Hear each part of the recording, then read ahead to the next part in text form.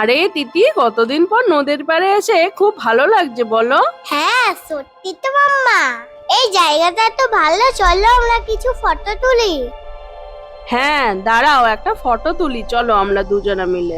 Selfie time. বাহ, ফটোগুলো তো বেশ ভালো এসছে। হ্যাঁ মাম্মা মোবাইলে ফটোগুলো দেখছে, ততক্ষণে আমি ওই দিক থেকে একটু ঘুরে আসি। আরে তিতি, হ্যাঁ তিতি কোথায় গেল? এক্ষুনি তো এখানেই ছিল তিতি। তিতি, তিতি কোন দিকে গেলে? আরে এই মেয়েটা একা একা কোথায় যে চলে গেল নদীর পাড়ে, এখন ওকে কোথায় খুঁজি? না না, ওর পাপাকে ফোন করতে হবে। হ্যালো, আরে দেখো না, তোমার মেয়েকে নিয়ে আমি নদী পাড়ে এসেছিলাম ঘুরতে, দেখো ওকে এখন আমি খুঁজে পাচ্ছি না, কোন দিকে চলে গেল। তুমি তাড়াতাড়ি একটু চলে এসো। আরে এইখানে তো একটা গাছ। হ্যাঁ, এই গাছের মধ্যে এটা কি রয়েছে? আরে এইটা তো একটা খাবার জিনিস মনে হচ্ছে। খুব টেস্টি।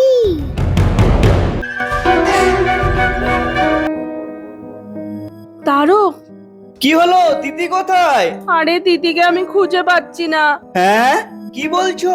হ্যাঁ গো, তুমি একটু মেয়েটার খেয়াল রাখতে পারোনি? এখন অযথা সময় নষ্ট করো না, তাড়াতাড়ি চলো, ওকে খুঁজতে হবে। দূর দূর, সব আমাদের কপাল। চলো এখন তাড়াতাড়ি গিয়ে মেয়েটাকে খুঁজি, চলো। কোথায় যে গেল মেয়েটা? দিদি, দিদি, দিদি কোথায় গেল? খুঁজেই তো পাচ্ছি না। হে ভগবান, মেয়েটাকে তো খুঁজেই পাওয়া যাচ্ছে না। দিদি, দিদি, দিদি, দিদি, এদিকটা পুরোই তো খুঁজলাম, কোথাও তো নেই। আরে এই গাছটা এখানে কোথা থেকে এলো? এতবার এসছি, কোনোদিনও তো দেখিনি। না না, এখন এই গাছ নিয়ে ভাবা সময় নেই, তিতিকে খুঁজতে হবে। তিতি, তিতি। তুই তোর মেয়েকে খুঁজছিস? তোর মেয়ে আমার কাছে বন্দি। হ্যাঁ, ওকে বন্দি করে রেখেছো? তোর মেয়ে আমার কাছে এসে আমার গাছের পাতায় হাত দিয়েছিল, তাই আমি ওকে বন্দি করে রেখেছি। ও তো কারোর কোনো দোষ করেনি, বলো তাহলে ওকে কেন তুমি বন্দি করে রেখেছো? আমার কাছে যে আসে তাকে আমি বন্দি করে রাখি। তুমি দয়া করে আমার মেয়েকে ছেড়ে দাও। তোর মেয়েকে যদি খুঁজে পেতে চাস তাহলে আমাকে আমার এই অভিশপ্ত জীবন থেকে মুক্তি দিতে হবে। হ্যাঁ, অভিশপ্ত? তুমি যাই বলবে আমি তাই করব। আমার মেয়ের জন্য আমি সবকিছু করতে পারবো। কিছুদিন আগে এক সাধুর অভিশাপে আমি এই গাছে পরিণত হয়েছি। নদীর এত কাছে থাকা সত্ত্বেও আমি ওই নদীর জল স্পর্শ করতে পারি না। যেদিন আমি ওই নদীর জল স্পর্শ করতে পারবো সেদিনই আমি এই অভিশপ্ত জীবন থেকে মুক্তি পাবো। তাই তোকে এখন ওই নদী থেকে জল এনে আমার গাছের পাতায় পাতায় ছড়িয়ে দিতে হবে, তাহলেই আমি মুক্তি পাবো, আর তোর মেয়েকেও আমি মুক্তি দিয়ে দেবো। হ্যাঁ, নদীতে? কিন্তু এখন তো অন্ধকার হয়ে গেছে, আমি এখন নদীতে কি করে যাব? না, তা বললে হবে না, উনি যা বলছেন সেটাই করো। ঠিক আছে, তুমি চিন্তা করো না, আমি নিয়েই আসছি।